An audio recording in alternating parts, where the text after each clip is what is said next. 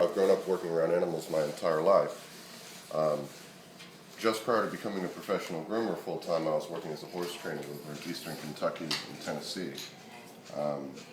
I liked the work very much, but I didn't like the area of the country I was living in.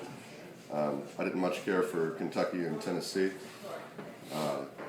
and I had an opportunity to move over to this area of Virginia, West Virginia, Maryland, and my mother offered to train me to become a professional groomer, and I took the opportunity.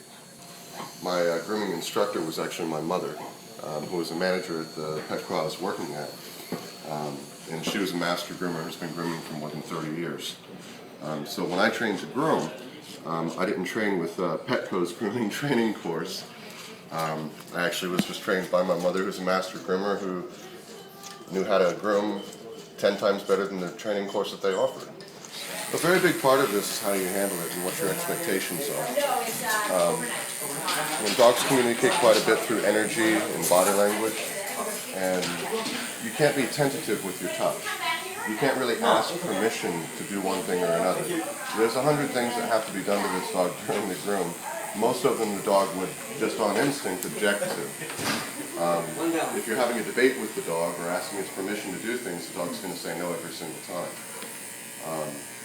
You just have to understand that, it's like dealing with children or babies or toddlers. We know best. We're not going to ask permission. We're doing what's good for them, and they have to learn to tolerate it. It's not entirely a pleasant experience, Sometimes it can be a little bit uncomfortable for them to have their nails trimmed. It's uncomfortable to be brushed. A lot of people don't do these things for these dogs at home, so they're not used to the experiences on a regular basis. Rather than use muzzles, what I do is I teach them not to bite. In addition to being a master dog groomer, I'm also a master dog trainer.